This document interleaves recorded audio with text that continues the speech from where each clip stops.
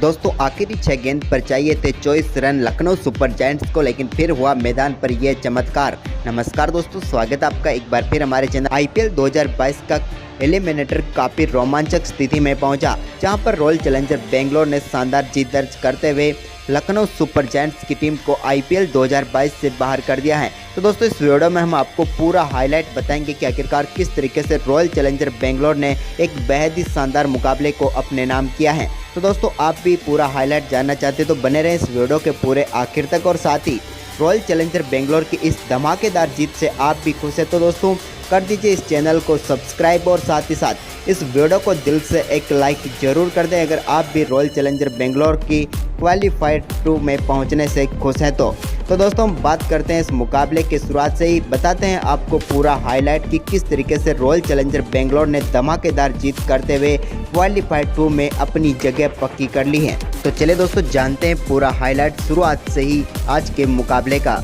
तो दोस्तों आज के मुकाबले में सिक्का उछाला केएल राहुल ने और गिरा भी उन्हीं के पक्ष में। टॉस जीतकर केएल राहुल ने पहले फील्डिंग का फैसला लिया और बल्लेबाजी के लिए आमंत्रित किया रॉयल चैलेंजर बेंगलोर की टीम को। रॉयल चैलेंजर बेंगलोर की तरफ से पारी की शुरुआत करने उतरे विराट कोहली और फेफ डु प्लेसिस, लेकिन दोस्तों एक बार फिर इस बड़े मुकाबले में रॉयल चैलेंजर बेंगलोर की शुरुआत बिल्कुल भी अच्छी नहीं रही और कप्तान फेफ डु प्लेसिस अपना खाता भी नहीं खोल पाए। Faf du Plessis Mohsin Khan का शिकार बने और पहला बड़ा झटका रॉयल चैलेंजर बेंगलोर को पहले ही ओवर में लग गया। एक समय लगा कि अब यहाँ पर काफ़ी खराब शुरुआत हो चुकी है रॉयल चैलेंजर बेंगलोर की, क्योंकि 4 रनों के स्कोर पर पहला विकेट गंवा चुकी थी रॉयल चैलेंजर बेंगलोर। लेकिन पहला बड़ा झटका लगने के बाद रॉयल चैलेंजर बेंगलोर की तरफ से नंबर 3 पर खेलने उतरे रजत पाटीदार ने विराट कोहली के साथ मिलकर टीम के स्कोर को आगे बढ़ाना शुरू किया और दोनों बल्लेबाजों के बीच शानदार पारी रही। पावर प्ले में दोनों बल्लेबाजों ने मिलकर 52 रन बनाए। पावर प्ले में एक ही विकेट गंवाया आरसीबी ने और लग रहा था कि अब वापसी कर रही है रॉयल चैलेंजर बेंगलोर,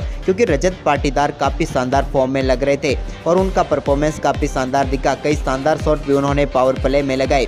लेकिन दोस्तों ये पारी और ये साझेदारी आगे बढ़ रही थी, तभी यहाँ पर दूसरा झटका लगा रॉयल चैलेंजर बेंगलोर को विराट कोहली के रूप में। रॉयल चैलेंजर बेंगलोर को दूसरा झटका दिया आवेश खान ने, जिन्होंने विराट कोहली को पेविलियन की राह दिखाई। विराट कोहली ने शानदार 24 गेंदों पर 25 रन बनाए, लेकिन जब आक्रामक खेलने की पारी थी तब विराट कोहली के रूप में बड़ा झटका लगा। लेकिन दोस्तों इसके बाद एक छोर संभाले रखा रजत पाटीदार ने, क्योंकि सबसे बड़ी जिम्मेदारी उन्हीं के कंधों पर थी। लेकिन नंबर 4 पर बल्लेबाजी करने आए ग्लेन मैक्सवेल से भी आज काफ़ी ज़्यादा उम्मीदें थी, क्योंकि 70 रनों पर 2 विकेट गंवा चुकी थी रॉयल चैलेंजर बेंगलोर। लेकिन आज के मुकाबले में ग्लेन मैक्सवेल ज़्यादा कुछ खास नहीं कर पाए। ग्लेन मैक्सवेल के बल्ले से सिर्फ एक ही छक्का देखने को मिला और वो 10 गेंदों पर सिर्फ 9 रन बनाकर कुणाल पांड्या का शिकार बने। और तीसरा झटका दिया लखनऊ सुपर जायंट्स की टीम ने रॉयल चैलेंजर बेंगलोर को और 86 रनों पर तीसरा विकेट गंवाया। 10.3 ओवर में रॉयल चैलेंजर बेंगलोर ने ग्लेन मैक्सवेल के आउट होने के बाद ऐसा लग रहा था कि अब यहां पर मुश्किलों में फंस जाएगी रॉयल चैलेंजर बेंगलोर की टीम, क्योंकि इसके बाद महिपाल लोमरोर बल्लेबाजी करने आए थे। महिपाल लोमरोर ने भी आते ही अच्छे शॉट भी लगाए और लग रहा था कि यह बल्लेबाज आज अच्छे टच में लग रहा है। लेकिन दोस्तों जैसे स्ट्रेटजिक टाइम आउट हुआ और इसके बाद वापस जब टीमें बल्लेबाजी करने आई तो पहले ही ओवर में यहां पर विकेट गंवा दिया महिपाल लोमरोर का। 13.1 ओवर में 115 रनों पर चौथा विकेट गंवा दिया था रॉयल चैलेंजर बेंगलोर ने। महिपाल लोमरोर 9 गेंदों पर 14 रन बनाकर पेविलियन लौट गए। यानी कि दोस्तों 115 रनों पर 4 विकेट गंवाने के बाद अब रॉयल चैलेंजर बेंगलोर की सारी जिम्मेदारी दिनेश कार्तिक और रजत पाटीदार के ऊपर आ गई थी। रजत पाटीदार काफ़ी शानदार फॉर्म में लग रहे थे और काफ़ी बेहतरीन बल्लेबाजी भी कर रहे थे, तो वहीं पर दूसरे छोर से दिनेश कार्तिक भी अच्छी बल्लेबाजी कर रहे थे। दोनों बल्लेबाजों ने तेज़ी से रन बनाने शुरू किए। हालांकि रॉयल चैलेंजर बेंगलोर के दोनों बल्लेबाजों को जीवनदान मिले, जिसके चलते इन्होंने टीम के स्कोर को बड़े स्कोर में तब्दील कर दिया। रजत पाटीदार का कैच जहाँ टपकाया दीपक हुड्डा ने, तो वहीं पर कप्तान केएल राहुल ने दिनेश कार्तिक को जीवनदान दिया और इसके बाद तो दोनों बल्लेबाज रुककर बल्लेबाजी करने का नाम ही नहीं ले रहे थे। रजत पाटीदार ने अपने आईपीएल कैरियर का पहला शतक जमा दिया। उन्होंने मात्र 49 गेंदों पर अपना शतक पूरा किया, तो वहीं पर पारी के समाप्त होने तक उन्होंने 54 गेंदों पर शानदार 112 रन बनाए। इस दौरान उनके बल्ले से 12 चौके और 7 छक्के देखने को मिले। तो वहीं पर दिनेश कार्तिक ने भी 23 गेंदों पर नाबाद 37 रनों की पारी खेली, जिसमें 5 चौके और 1 छक्का शामिल था। वहीं पर हम दोनों बल्लेबाजों के बीच साझेदारी की बात करें तो दोनों बल्लेबाजों के बीच शानदार 93 रनों की साझेदारी हुई और इस साझेदारी ने मुकाबले को पूरी तरह से पलट कर रख दिया, क्योंकि यह साझेदारी मात्र और मात्र 41 गेंदों पर हुई। वहीं पर आखिरी 5 ओवर की हम बात करें दोस्तों तो आखिरी 5 ओवर में दोनों बल्लेबाजों ने मिलकर शानदार 84 रनों की साझेदारी की, यानी कि आखिरी 5 ओवर में 84 रन जोड़े और पूरी तरह से मैच का रुख पलट दिया और 20 ओवर में 207 रनों का विशाल स्कोर खड़ा किया 4 विकेट के नुकसान पर रॉयल चैलेंजर बेंगलोर ने। वहीं पर दोस्तों सबसे बेहतरीन पारी रजत पाटीदार की रही तो दिनेश कार्तिक ने भी उनका अच्छा साथ दिया।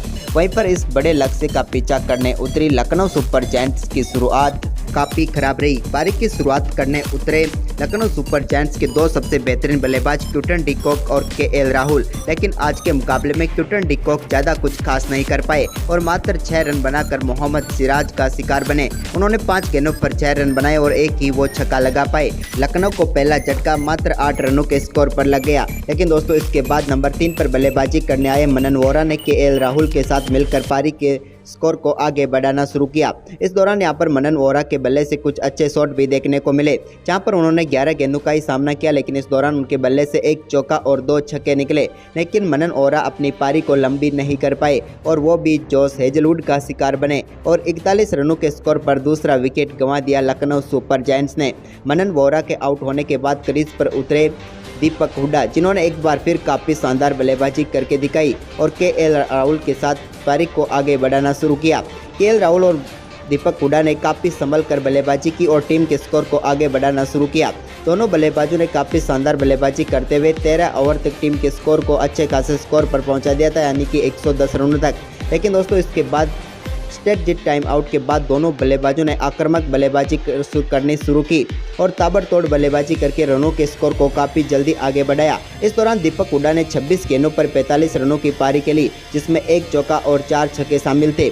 वो जिस ओवर में आउट हुए उसमें वो 2 छक्के लगा चुके थे वनिंदु हसरंगा के, लेकिन जब वो आउट हुए तो टीम का स्कोर था 137 रन 3 विकेट के नुकसान पर 14.4 ओवर में। लेकिन इसके बाद बल्लेबाजी करने आए मार्कस स्टोइनिस ने उसी ओवर की दूसरी गेंद पर वनिंदु हसरंगा को शानदार छक्का मार दिया और लग रहा था कि अब यहां से मुकाबला लखनऊ सुपर जायंट्स की तरफ पलट जाएगा। जब दोस्तों आखिरी 3 ओवर में जरूरत थी मात्र 41 रनों की लखनऊ सुपर जायंट्स को, तो गेंदबाजी करने आए हर्षल पटेल ने शुरुआती 2 गेंदों पर 6 रन दे दिए, यानी कि गेंदें दोनों नहीं हुई थी, एक वाइड और एक वाइड का पंजा मिल गया था, यानी कि बगैर कोई गेंद फेंके ही 6 रन आ चुके थे।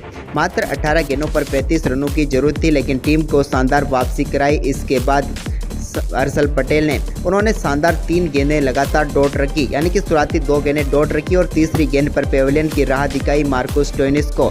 मार्कस स्टोइनिस इस मुकाबले में कुछ खास नहीं कर पाए और 9 गेंदों पर 9 रन बनाकर पेविलियन लौट गए। तो वहीं पर इसके बाद दूसरे छोर से केएल राहुल से काफ़ी उम्मीदें थी, क्योंकि नए बल्लेबाज एवन लुइस क्रीज पर उतरे थे, लेकिन केएल राहुल भी इसके बाद सिर्फ एक ही छक्का लगा पाए और वो भी आउट हो गए।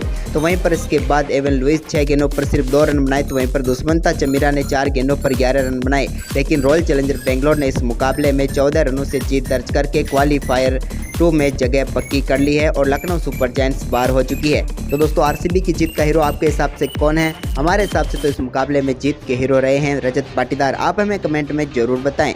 धन्यवाद।